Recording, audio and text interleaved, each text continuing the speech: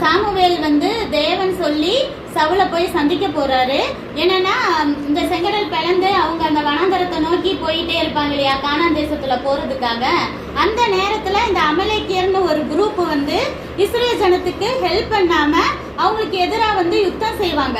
அதனால தேவன் பழி வாங்கணும் சொல்லிட்டு சவுல்கிட்ட சொல்வாரு. என்னன்னா அந்த அமலேக்கியர் குரூப்பை ஃபுல்லா அழிச்சிடணும், அவங்க தேவ பிள்ளைக்கு விரோதமா வந்தாங்கல்ல அப்படின்னு சொல்லிட்டு. என்னைக்குமே நான் சொல்லியிருக்கேன், தேவ பிள்ளைங்களுக்கு விரோதமா வந்தா ஒரு பனிஷ்மெண்ட் உண்டு தானே. அப்போ இவங்க எல்லாம் கெட்ட மக்கள், அவங்க ரொம்ப வந்து பாவம் கொலை எல்லாமே செய்யற மக்கள்.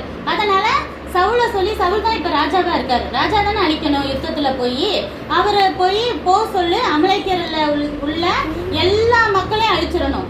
முதல்ல வந்து ராஜாக்கு கீழே அந்த பட்டணத்துல யார் யாரெல்லாம் மக்கள்லாம் இருக்கிறாங்களோ, ஆண்கள் இருப்பாங்க, பெண்கள், பிள்ளைங்க, என்னெல்லாம் வளர்ப்பாங்க, கழுதை ஒட்டகம்லாம் வளர்ப்பாங்க இல்லையா, எல்லா அனிமல்ஸையும் கொன்றணும்